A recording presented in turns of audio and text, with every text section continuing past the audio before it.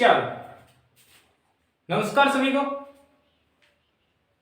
आपका हार्दिक अभिनंदन, मैं मोस्ट वेलकम करता हूं आपके अपने YouTube channel RS online classes पर। तो आज अपन शुरू करने जा रहे हैं। जो हमारा कला संस्कृति का टॉपिक चल रहा है तो उसी को हम आगे बढ़ाते हुए आज का सेशन शुरू करेंगे। और हमने उस पीछे की जो क्लासें थी आर्ट एंड कल्चर में लोक देवता हमारे चल रहे हैं। हमने गोगा जी, रामदेव जी, बाबू जी को पढ़ लिया था, तेजा जी के बारे में अच्छी तरीके से जान लिया था। आज जो हम पढ़ेंगे वो पढ़ेंगे जी देव नारायण जी के बारे में। आज के हमारे जो लोक देवता रहने वाले हैं देव नारायण जी के बारे में हम अच्छे तरीके से पढ़ेंगे कि देव नारायण जी का जन्म कहां हुआ, जन्म भूमि कौन सी है, जन्म स्थान कौन सा है, जन्म कब हुआ था, ये सब चीजें देखेंगे। ठीक है साथियों। तो अगर किसी ने वीडियो को शेयर नहीं किया तो शेयर जरूर कर देना, चैनल को सब्सक्राइब भी कर देना। जितना हो सके ज्यादा से ज्यादा अपने चैनल को प्यार देना है, अपने साथियों को, भाई बंधु चाचा ताऊ काका काकी जितना भी है सारा ने आई कहनी है कि मारे गुज्जा को चैनल बनाया है, इन सब्सक्राइब कर लो जो तो थारा टाबर पड़ जाएगा। ठीक है। और अपन जितना मुझसे होता है मैं उतने आसान तरीके से आपको सारा कुछ जीके याद करवाने की कोशिश करूंगा। अब इधर देखो, अपन बात करते हैं किसके बारे में आज पढ़ेंगे। जो हमारा टॉपिक रहने वाला है वो रहने वाला है देव नारायण जी। हम देव नारायण जी के बारे में पढ़ेंगे। देव नारायण जी के बारे में मुख्य मुख्य बातें जानेंगे। सबसे पहले जो हम देव नारायण जी के बारे में पढ़ने वाले हैं वो बातें क्या है, वो चीज हमें पता होना चाहिए। सबसे पहले देव नारायण जी के बारे में हमें क्या पढ़ना है क्या नहीं पढ़ना है वो चीज हमें अच्छे तरीके से पता होना चाहिए। सबसे पहले साथियों देखो, देव नारायण जी के बारे में मैं बात करूं तो हम क्या पढ़ेंगे देव नारायण जी का कि गुरु जी एक पढ़ांगा देव नारायण जी को हैप्पी बर्थडे। जन्म कठे होयो, सॉरी कद होयो के पढ़ाना कि गुरु जी देव नारायण जी को जन्म कद होयो। जन्म गुरु जी जन्म होयो तो जन्म होयो कठे, यानी कि जन्म स्थान किसो है क्या। एक पढ़ांगा आप जन्म स्थान born city of Dev Narayan ji. Born city of Dev Narayan ji. Dev Narayan ji का जन्म स्थान कौन सा है। एक आप पढ़ेंगे देव नारायण जी का जन्मदिन हैप्पी बर्थडे कब मनाया गया, एक हम पढ़ेंगे हैप्पी बर्थडे मनाया कहां गया, है ना। फिर हम पढ़ेंगे जी जब इनका जन्म हुआ, जन्म स्थान हमें पता चल गया, तो जदे अबाद करता तो आगे आगे पापा जूत मारता नहीं, कहां गुजू मारता आगे के आपने ही पढ़े जाएंगे तो पढ़ना ही है, क्यों पीढ़ी दर पीढ़ी चलती आ रही है। तो यानी कि एक इनके वो जूत मारने, यानी कि सीधी सी बात करिए फिर पिताजी का नाम क्या था। एक हम बात करेंगे इनके बारे में, देव नारायण जी के पिताजी। एक हम पढ़ेंगे भाई देव नारायण जी के पिताजी के साथ उनकी माता जी। जब पिताजी पीटते थे तो भागकर जाते थे मम्मा के गोद में। भागकर कहां जाते थे, मम्मा के गोद में। तो एक माता जी कौन है, पिताजी कौन है, और जन्म स्थान। ठीक है, बाकी हम और भी बातें करने वाले हैं इनके बारे में। इधर हम थोड़ी सी और बात कर लूं मैं यहाँ, तो हम पढ़ लेंगे इनका बात करें पत्नी भी पढ़ लेंगे। देव नारायण जी की पत्नी का क्या नाम था। तो ये मुख्य मुख्य जो बातें हैं, बेसिक सी बातें हम पढ़ेंगे इनको। ठीक है, देव नारायण जी के बारे में इतनी बातें हैं जो एग्जाम में इंपॉर्टेंट है। जन्म स्थान, पत्नी, पिता, माता। तो सबसे पहले देखो इनके बात करते हैं देव नारायण जी के जन्म की। किसकी बात करें, देव नारायण जी के जन्म की बात करेंगे। इनका जन्म कब हुआ था, तो यहां लिख दूं मैं भाई, जन्म हुआ था 1243 ईस्वी। बुझी हो गई आप, 1243 याद रख लेना। तेजा जी का जन्म 1200 देव नारायण जी का जन्म कब हुआ, 1243 ईस्वी।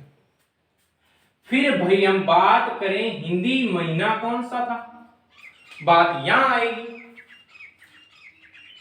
तो हिंदी महीने की मैं बात करूं, हिंदी महीना हो जाएगा माघ शुक्ला षष्ठी को। माघ शुक्ला षष्ठी को इनका क्या मनाया है, हिंदी महीना है। इस महीने में इनका क्या हुआ था, जन्म हुआ था। माघ शुक्ला षष्ठी को इनका क्या हुआ था, जन्म हुआ था। तो कोई दिक्कत नहीं है, जन्म हमें पता चल गया। जन्म हुआ 1243 में। कब हुआ, 1243 ईस्वी के अंदर माघ शुक्ला षष्ठी को देव नारायण जी का हमने केक काटा, हैप्पी बर्थडे मनाया, थाली बाजी दिन, ठीक है। फिर बात आई किसकी, जन्म स्थान की। अब हम बात करें तेजस जी देव नारायण जी, बार बार तेजस जी का नाम क्या पता नहीं क्यों नहीं आ रहा है, क्यों आ रहा है, देव नारायण जी की बात करते हैं। अब बात करें देव नारायण जी के जन्म स्थान, जन्म भूमि कौन सी थी। जन्म स्थान की बात करूं तो जन्म स्थान हो जाएगा मालासेरी की पहाड़ी, मालासेरी की पहाड़ी, जन्म मालासेरी की पहाड़ी। सर हमें ये तो हमें पता था मालासेरी की पहाड़ी है, पर मालासेरी की पहाड़ी पड़ती कहां है ये बताओ। तो ध्यान रखना, मालासेरी की पहाड़ी पड़ती है, गोठ दड़ावत नाम का एक क्षेत्र है, यहां पड़ती है। कहां, गोठ दड़ावत या दड़ावत, इस क्षेत्र के अंदर देव नारायण जी का क्या हुआ, जन्म। सर ये पड़ती कहां है, गोठ दड़ावत भी कहां पड़ता है, तो यहां लिख सकता हूं मैं आशीद भीलवाड़ा के अंदर। कहां पड़ता है साथियों, आशीद भीलवाड़ा में ये आपका क्षेत्र पड़ता है। याद करो, रिवीजन करो इसका जल्दी से। जन्म 1243 ईस्वी के अंदर हुआ था, ये हमें अच्छे तरीके से पता है। जन्म 1243 ईस्वी में माघ शुक्ला षष्ठी को हुआ, मालासेरी की पहाड़ी पर गोठ तलावत आशीद भीलवाड़ा के अंदर पड़ती है, जहां इनका क्या हुआ था, जन्म हुआ था। अब बात आई सर इनके पिताजी का नाम बता दो। हम बात करेंगे इनके देव नारायण जी के पिताजी की बात करते हैं, तो इनके पिताजी आते हैं जी, जिनका नाम आता है स्वाई भोज। पिताजी कौन, किसर, स्वाई भोज। हो जाएगा याद। देव नारायण जी के जन्म 1243 ईस्वी के अंदर माघ शुक्ला षष्ठी को गोठ दड़ावत नामक क्षेत्र आशीद भीलवाड़ा में हुआ था, मालासेरी की पहाड़ी थी, ठीक है। पिता थे स्वाई भोज, पिता कौन थे, स्वाई भोज। अब जी माता आती है, एग्जाम में क्या पूछा, देव नारायण जी की माता जी का नाम, तो हम यहां लिख देंगे सर देव नारायण जी की माता जी का नाम जो आता है वो आता है जी सेतु खटानी। देव नारायण जी की माता जी का नाम क्या है, सेतु खटानी। कोई दिक्कत यहां तक बताओ, शाबाश, कोई दिक्कत नहीं है ना। पिता स्वाई भोज, माता सेतु खटानी हो जाएगी, जन्म स्थान मालासेरी की पहाड़ी। अब देखो, अब बात आती है मेन जो हमारा मुद्दा है, पत्नी। किसकी बात करें, पत्नी की बात करें तो इनकी पत्नी थी पीपल देव। पत्नी कौन थी, पीपल देव। अब एग्जाम में पूछा कहां, पीपल देव रहने वाली कहां की थी, तो ध्यान रखना धार जिला कहां पड़ता है, किससे, ये तो मध्य प्रदेश के अंदर है, धार जिला मध्य प्रदेश के अंदर। पत्नी रहती थी इनकी जिनका नाम था पीपल देव, पीपल देव से इन्होंने शादी कर ली, और इनकी माता का नाम था सेतु खटाणी, स्वाई भोज इनके पिताजी थे, जन्म स्थान मालासेरी की पहाड़ी आशीद भीलवाड़ा के अंदर हुआ था, गोठ दड़ावत नामक क्षेत्र पर, जन्म 1243 के अंदर माघ शुक्ला षष्ठी को हुआ था। कोई दिक्कत नहीं है यहां तक किसी प्रकार की, या है शायद तक नहीं होगी, जल्दी से इसका स्क्रीनशॉट ले लीजिए, फिर हम आगे पढ़ते हैं। जल्दी से इसका स्क्रीनशॉट ले लीजिए, शाबाश।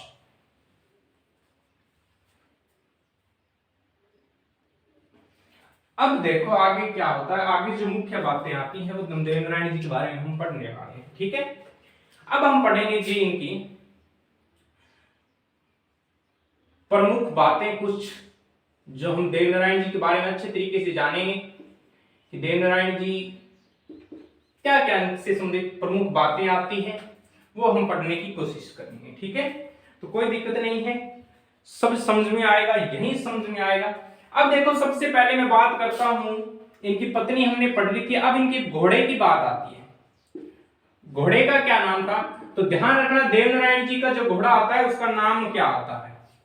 घोड़ा, देवनारायण जी का घोड़ा पूछ लिया जाता है तो ध्यान रखना, देवनारायण जी का घोड़ा था, उसका नाम था लीलाधर। देवनारायण जी के घोड़े का नाम क्या था? लीलाधर। लीलाधर इनका घोड़ा था, हरे रंग का घोड़ा था, ये भी ध्यान रखना। घोड़े का रंग कैसा था? हरे रंग का घोड़ा। लीलाधर हरे रंग का घोड़ा था।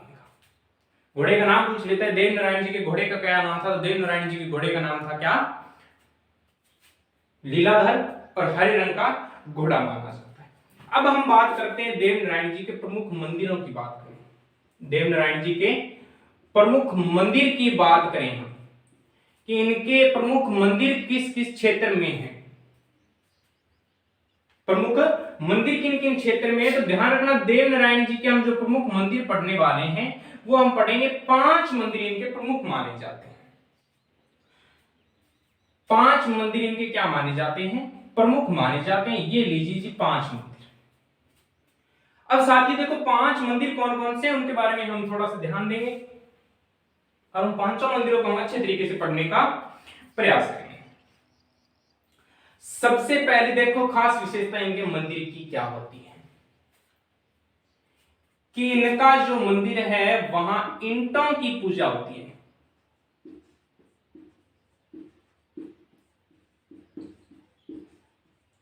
सबसे खास विशेषता तो इनकी ये है, इनके मंदिर में किन की पूजा होती है? ईंटों की पूजा होती है। अब देखो, सबसे पहले हम बात करते हैं, इनके पहला जो मंदिर आता है, सबसे पहला जब देखो जन्म लेते हैं, हमने पढ़ते आ रहे हैं कि पहला जन्म मंदिर वही बनता है जहां उनकी जन्मस्थली होती है। तो देवनारायण जी की जन्मस्थली कौन सी थी? गौड़ दड़ावत। गौड़ दड़ावत आपने पढ़ा है। यहां देवनारायण जी की क्या है? जन्मस्थली है। ये देवनारायण जी की क्या है? जन्मस्थली। यानी कि एक मंदिर तो इनका कहां हो जाएगा? गौड़ दड़ावत के अंदर आशीर भीलवाड़ा में माला सेन की पहाड़ी पर यहां मेला भरता है। ये भी ध्यान रखना, गौड़ दड़ावत जन्मस्थली मानी जाती है जहां इनका एक मंदिर है प्रमुख, वहां मेला भरता है। कब भरता है? तो इनका जन्म हुआ था कब? माघ शुक्ला षष्ठी को। माघ शुक्ला षष्ठी को इनका जन्म हुआ था, तो इसी दिन इनका क्या भरता है? एक मेला भरता है। माघ शुक्ला षष्ठी को इनका क्या होता है? एक मेला भरा जाता है। और इनका पहला मंदिर कहां आता है? गौड़ दड़ावत आशिक भीलवाड़ा। उसके बाद मैं बात करूं साथी दूसरा मंदिर। दूसरे मंदिर की अगर मैं बात करूं, दूसरा मंदिर हो जाएगा आपका देवमाली। दूसरा मंदिर कौन सा हो जाएगा? देवमाली हो जाएगा। सर ये मंदिर पड़ता कहां है? ये भी ध्यान रखना। देवमाली मंदिर की मैं बात करूं तो ये मंदिर हो जाएगा ब्यावर अजमेर में। यह मंदिर कहां है? तो ब्यावर अजमेर के अंदर। देवमाली मंदिर कहां पड़ता है? ब्यावर अजमेर में पड़ता है। और यहां पर देखो अब क्या होता है, देवमाली ब्यावर अजमेर में गौड़ दड़ावत में इनका जन्म होता है और देवमाली के अंदर इन्होंने क्या ली थी? समाधि ली थी। तो ये हो जाएगा इनका समाधि स्थल। ये इनका क्या हो जाएगा? समाधि स्थल। तो देवमाली ब्यावर अजमेर के अंदर इन्होंने क्या ली? समाधि ली थी। माघ शुक्ला षष्ठी को तो इनका जन्म हुआ था। भाद्रपद शुक्ला, भाद्रपद शुक्ला सप्तमी को इनका क्या हुआ? जो समाधि ली थी, तो भाद्रपद शुक्ला सप्तमी को यहां एक मेला भरता है इनका भी, देवमाली ब्यावर अजमेर के। अब एक ध्यान रखना, एक बात और मैं बता देता हूं, इस बात को थोड़ा सा गौर फरमाइए इस बात पे। बहुत बार एग्जाम में पूछा जाता है बगड़ावतों का गांव किसे कहा जाता है? तो ध्यान रखना, बगड़ावतों का गांव किसे कहा जाता है? देवमाली को बगड़ावतों का गांव कहा जाता है।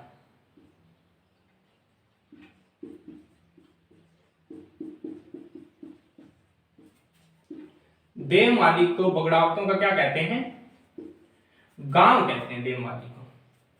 यह भी ध्यान रखना, समाधि स्थल भाद्रपद शुक्ला सप्तमी इन्होंने समाधि दी थी, इसलिए वहां भी इनका क्या बढ़ता है, एक मेला बढ़ता है। और एक जन्म भूमि इनकी कौन सी, गोठ दड़ावत जन्मस्थली, गोठ दड़ावत जन्मस्थली मेला माघ शुक्ला षष्टमी को पड़ता है। ठीक है, दो मंदिर हो गए। तीसरे मंदिर की हम बात करें तो तीसरा मंदिर इनका हो जाएगा जी देवधाम। तीसरा मंदिर कौन सा हो जाएगा, देवधाम। कहां पड़ता है देवधाम, ये भी ध्यान रखना है।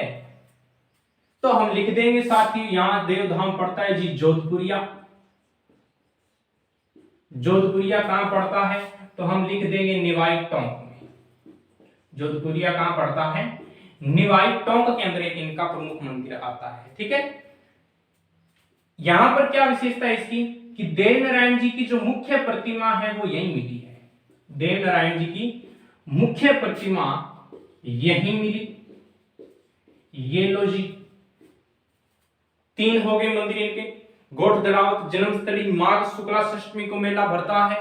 ठीक है, उसके बाद में दूसरा मंदिर आता है देवमाली ब्यावर अजमेर के अंदर समाधि स्थल है, भाद्रपद शुक्ला सप्तमी को मेला भरता है जिस दिन इन्होंने समाधि ली थी।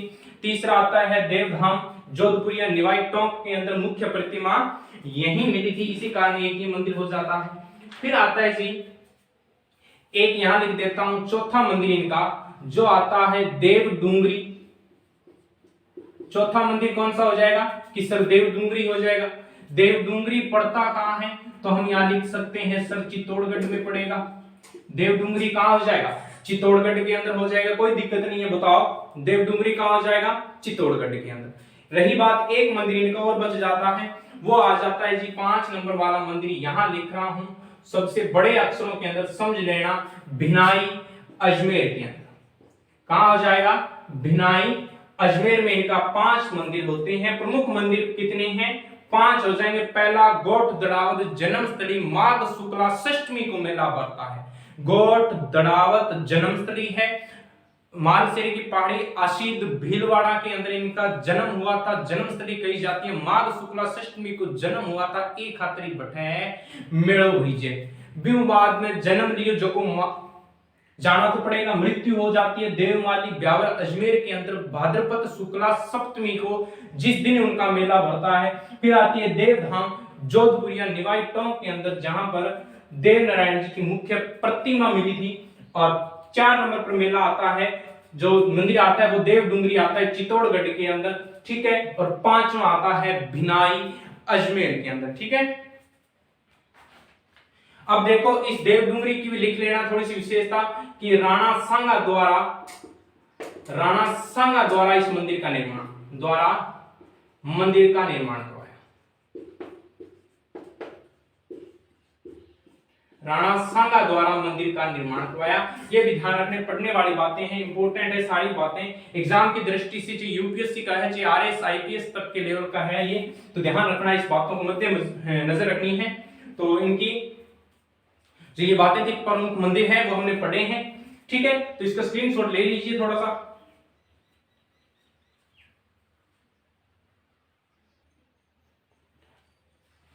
अब देखो इनसे संबंधित कुछ बातें और आती हैं। अब हम बात करें देवनारायण जी की जो फड़ है,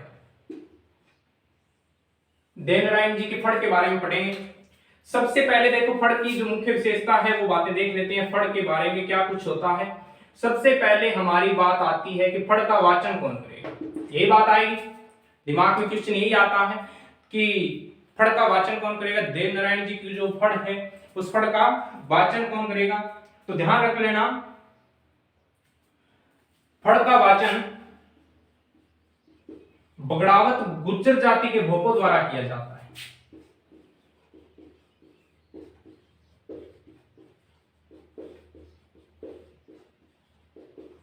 बगड़ावत गुर्जर जाति के भोपों द्वारा इसका वाचन किया जाता है।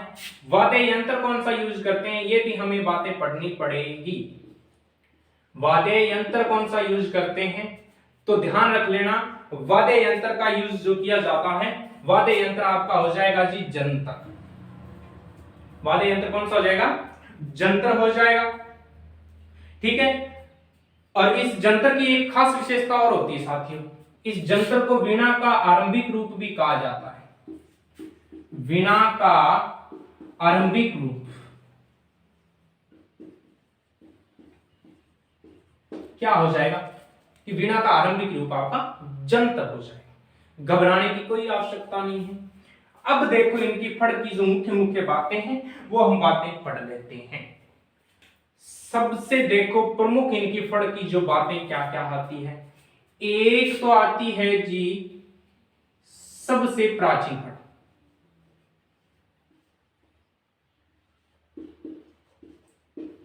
एक विशेषता तो क्या आई, सबसे प्राचीन फड़। दूसरी विशेषता क्या आई कि सबसे लंबी फड़। गुजिया तो होगी याद माने। सब मोटी, सबसे प्राचीन फड़ देवनारायण जी की फड़। सब लंबी फड़, सबसे लंबी फड़ देवनारायण जी की फड़ हो जाएगी। सबसे चित्रित फड़, ये भी ध्यान रखना। गुजिया भी याद होगी।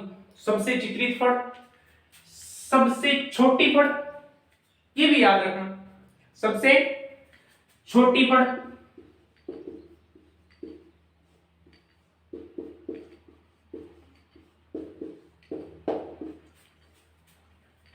सबसे प्राचीन फड़ किस लोक देवता की, देवनारायण जी। सबसे छोटी फड़ देवनारायण जी की।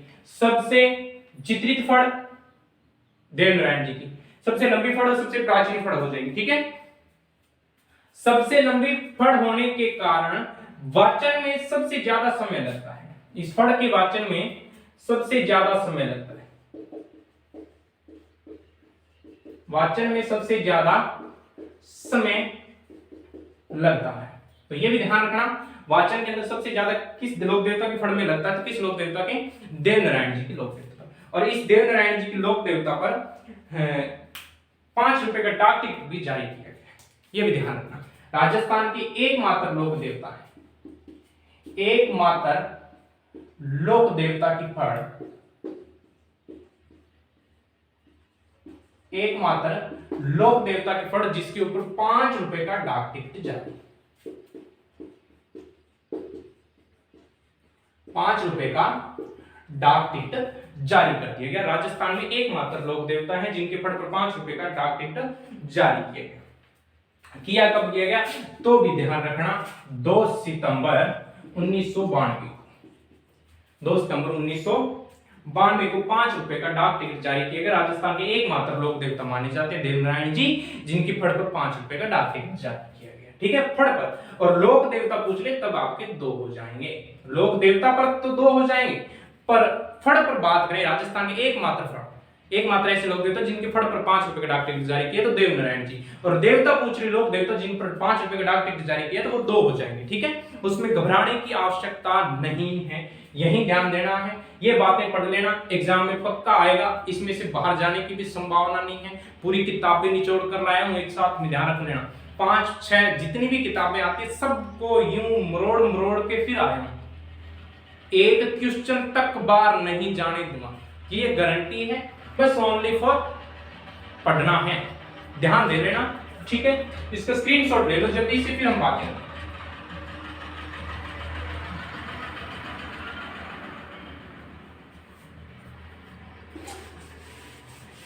अब देखो आगे बातें कुछ और पढ़ लेते हैं, फिर अपने देवनारायण जी होते हैं पूरे।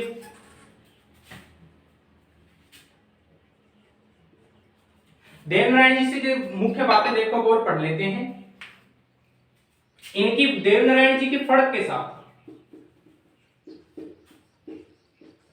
देवनारायण जी की फड़ के साथ बगड़ावत की कथा सुनाई जाती है।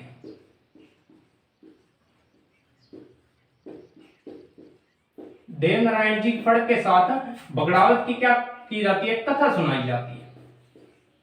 बगड़ावत की क्या की जाती है, कथा सुनाई जाती है, जिसे राजस्थान की ये जो बगड़ावत की कथा है ना, ये ध्यान रख लेना। ये जो बगड़ावत की कथा है इसे राजस्थान की महाभारत कहते हैं।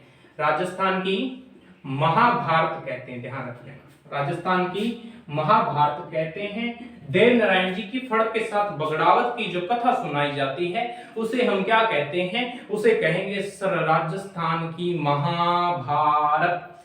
कोई दिक्कत नहीं है, किसी प्रकार की कोई भी दिक्कत नहीं होगी, ठीक है। फिर देखो देवनारायण जी के आते हैं सहयोगी कौन था, ये भी पूछा जाता है। देवनारायण जी का सहयोगी पूछा जाता है तो ध्यान रख लेना, देवनारायण जी के सहयोगी का नाम जो आता है वो आता है जी माकड़ जी। देवनारायण जी के सहयोगी का क्या नाम था, माकड़ जी आता है। तो घबराने वाली कोई बात नहीं है, याद रख लेना। ये नहीं भी रखोगे तो भी चलेगा, ये इतना सहयोगी है माकड़ जी, नहीं भी रखोगे तो भी चलेगा, पर फिर भी अपने को सब कुछ बातें पढ़नी पड़ेगी, ठीक है। फिर एक बात ध्यान रख लेना, इन्होंने नीम की औषधि का प्रयोग किया था, नीम का औषधीय प्रयोग, ये भी ध्यान रखना। नीम का औषधीय प्रयोग किस लोक देवता ने किया, तो हो जाएंगे देवनारायण जी। कौन हो जाएगा, देवनारायण जी हो जाएगा।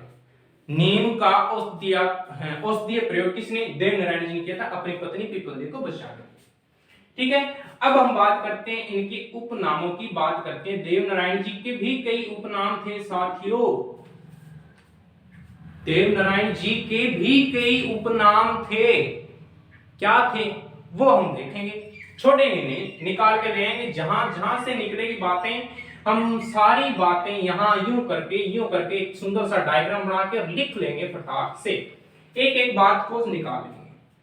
एक तो कहते हैं जी देवमल्लीनाथ, एक तो इनका उपनाम कि सर जी देवमल्लीनाथ, क्या हो जाएगा, देवमल्लीनाथ, कोई दिक्कत नहीं है। दूसरा हो जाएगा राज्य क्रांति के जनक,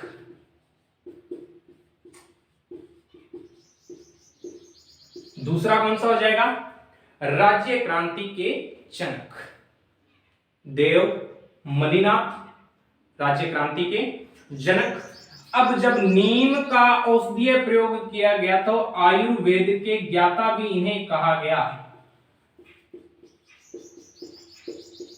आयुर्वेद के ज्ञाता किन्हें कहा गया, तो वो कहा गया जी देवनारायण जी को। देवमल्लीनाथ राज्य क्रांति के जनक, आयुर्वेद के ज्ञाता, और एक इनका हो जाता है जी औषधियों वाले देवता, औषधियों वाले देवता, औषधियों वाले देवता भी किन्हें कहा जाता है, तो देवनारायण जी को कहा जाता है। और इन देवनारायण जी पर एक फिल्म भी बनी हुई है, ये भी ध्यान रखना, देवनारायण जी पर एक फिल्म भी बनी हुई है। तो ये मुख्य मुख्य बातें थी आपकी देवनारायण जी से संबंधित, पूरी की पूरी बातें बता दी है, कोई भी शायद मेरी दृष्टि से नहीं रही है, अगर कोई और भी रही है तो वो आपको एमसीक्यूज के अंदर हल करवा दूंगा, ठीक है। तो चैनल को सब्सक्राइब जरूर करना। अब हालात आप देख चुके हो कि कितना पसीना आ चुका है ना, तो यानी इसका मतलब हम मेहनत कर रहे हैं, तो आपका भी फर्ज बनता है चैनल को सब्सक्राइब करने का, वीडियो को लाइक और शेयर करने का ज्यादा से ज्यादा, ठीक है। अपना परिवार बढ़ाना है, यूट्यूब परिवार बड़ा करना है, कोई दिक्कत नहीं है, खुला पढ़ेंगे, आराम से पढ़ेंगे, मजे से पढ़ेंगे और एक एक बात को अच्छे तरीके से जानेंगे, ठीक है। तो घबराने की नो टेंशन, परीक्षा हर हालात में हम कंपटीशन फाइट करेंगे, हौसला रख हौसला, वो मंजिल भी आएगा, प्यासे के पास चलकर समंदर भी आएगा, मंजिल भी मिलेगी और मिलने का मजा भी आएगा, ठीक है। तो घबराने की आवश्यकता नहीं है, बस जो जो बातें बता रहे हैं स्टिक नोट करते जाइएगा, आपका सिलेक्शन कोई नहीं रोकने वाला। हम सब एक साथ मिलकर एक ना एक दिन जॉब के अंदर जाएंगे। तो जय हिंद साथियों, मिलते हैं अपन नेक्स्ट की क्लास में, तब तक के लिए अलविदा, tata, bye bye, take care, जय हिंद, जय भारत।